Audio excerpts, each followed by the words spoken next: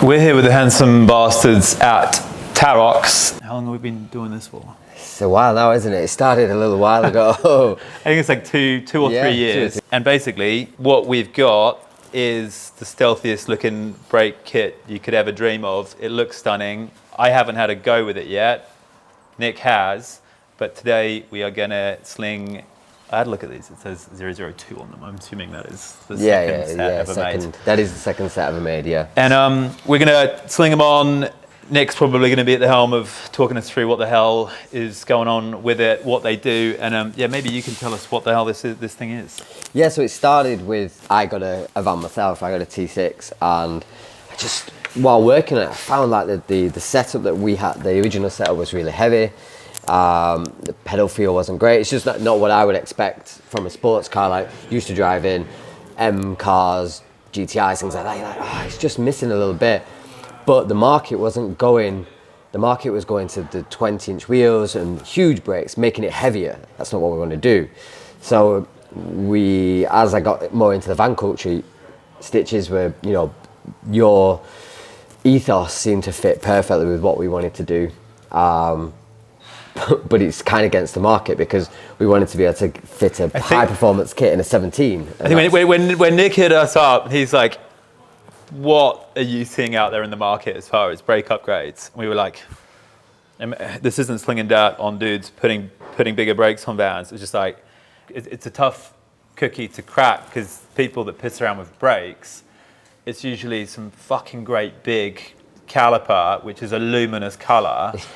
Yeah. And says Lamborghini or Audi or Porsche on it. And I said, as cool as that is, that's not really our vibe. No. And then as we unpacked what we'd like to see under our vans and what you guys wanted to do, we've ended up with this. And it isn't a huge brake, no. But it's got some features on it that got us really excited. Yeah, it isn't a huge brake. It's not much bigger than the setup on the higher powered T32s, but the weight it saves over that bigger package that you find on the T32s is massive. And we just want it to be able to be low maintenance. It's super hard anodized. It'll last for ages. But when you've got a fully loaded up van and you're on those country roads or you're out on an adventure in the mountains, you know that it's peace of mind. And that's why we built it. We built it for ourselves, really, and for guys like you. I think the concept of a brake being designed for something that was heavier and a bit more laden, carrying a few of the blokes or your crew or your family going down a hill in the Alps and wanting to lean on it.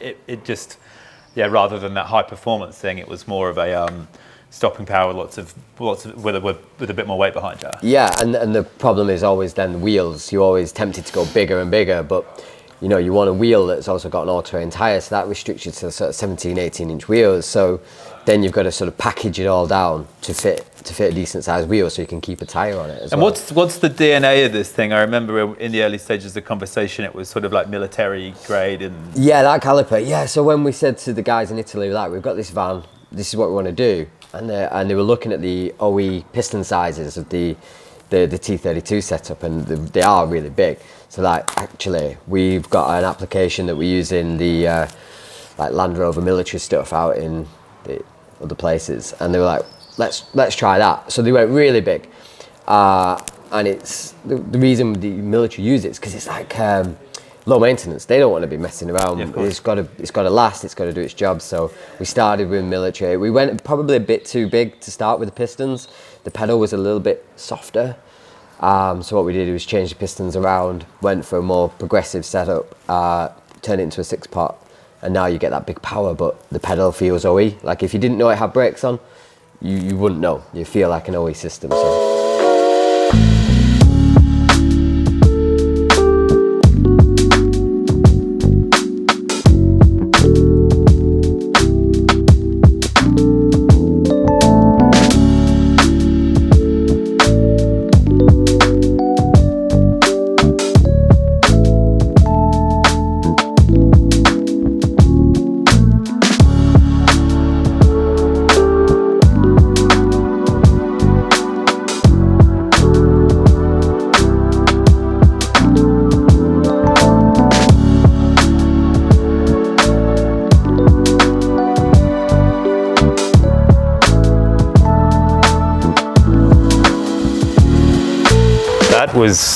took a bit more time than we thought, but Yeah. that's because this van hadn't been fettled with before. No, it looked like it was the OE, the yeah. original brakes. Yeah. I'd seen a little bit of time. To be fair, it's a pretty fresh one, but I think it might have had a bit of a hard life. But aside from uncracking a few stubborn bolts, it went on there pretty sick. Yeah, luckily everything lined up.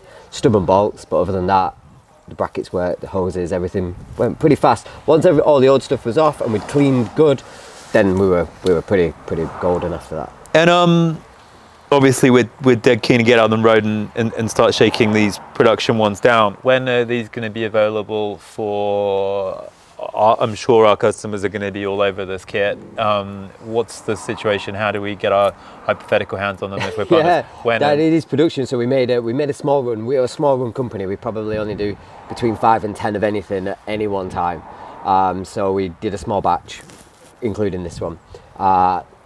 A couple of kits have gone to TUV in Germany. We always want external testing. We want them so they run it on the bench, then they run it on the road, and we'll get a certification. That means that all the way through Europe, you can get those on the van, and there's no legal issues. You can get even a brand new van, put them on, and it'll be totally legit in Europe. So that's a big thing for us. So we'll send those off for testing, get some real world feedback from you guys, and then it'll be sort of 2-3 week delivery time from there. Amazing. We're on the barometer of how easy it is to fit them. What do you guys recommend? Is that something for us guys to do here, or would you recommend people go and get someone to fit it, or can you do it in your driveway? Yeah, I think a mixture of both. It definitely comes down to how much you've used.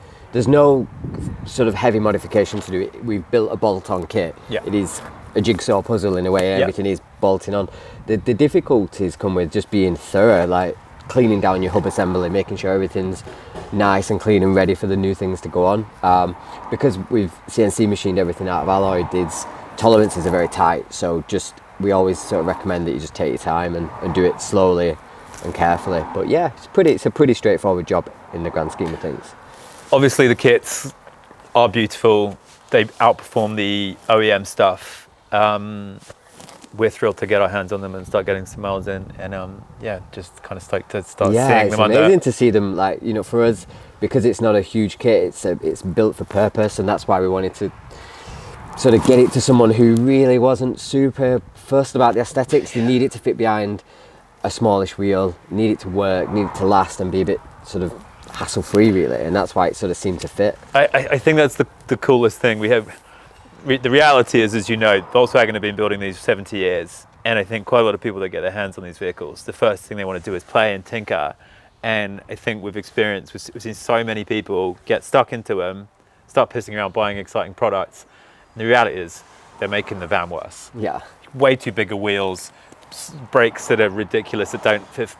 It reminds me of the early days of tuning, in the 90s, where people didn't really, because they've not got the experience and they're kind of doing everything.